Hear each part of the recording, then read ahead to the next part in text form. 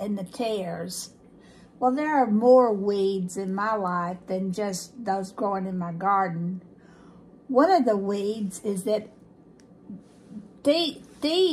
life just gets in the way of my doing what I want to do. When I made some appointments that are just right around this day, today, I was not painting, I was not writing, but early morning seemed good. But now I'm painting and I'm writing again.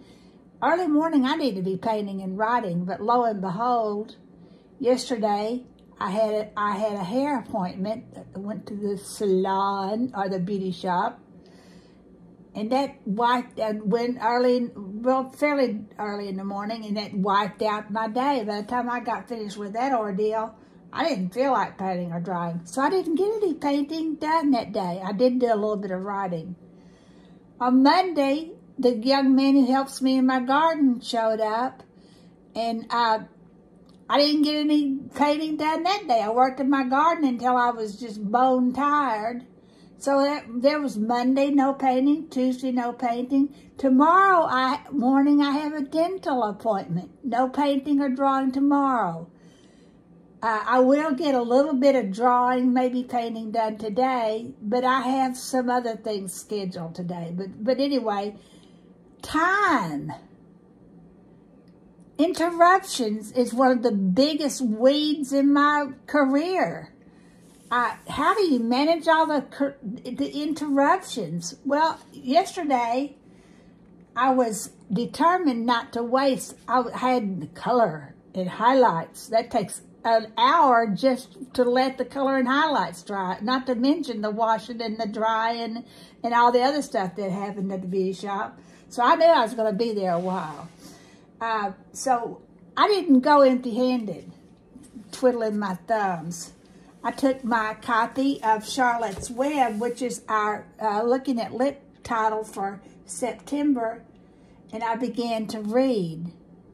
I thought I'd read this before. But I couldn't quite remember when. I knew it was a great book because I'd read many quotes, many reviews about this book.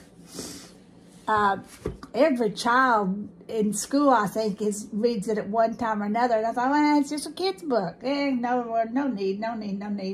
But I am right now trying to schedule time to read the Kid Lit Masters, and undoubtedly E.B. White. I knew by his reputation as a Kid Lit master, but I really didn't know how much of a master until I sat yesterday in the beauty shop, making hay while the sun did shine, using my time between hair coloring times, and I began to read Charlotte's Web. From the first page, I was delighted. If you have not read, especially Kid Lit writers, if you have not read Charlotte's Web, you must do it. Wait until September, do it with me together. I probably will read the whole book to you. 22 chapters. I can read that in a month, and there's short chapters. But let me show you what Natalie Babbitt, a great author who wrote Tuck Everlasting, that we are reading together in August. Someone asked her what she would recommend for potential writers to do, and she said, read. Read. There's no other way to understand how to tell a story than to read.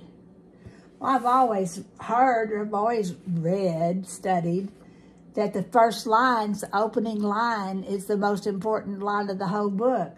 Well, let me show you what this thing, and also show, don't tell, before breakfast. Where's Papa going with that axe? Said Fern to her mother as they were setting the table for breakfast. Out to the hog house, replied Mrs. Arable. Some pigs were born last night. Well, I don't see why he needs an axe, continued Fern, who was only 8. Well, said her mother, one of the pigs is a runt.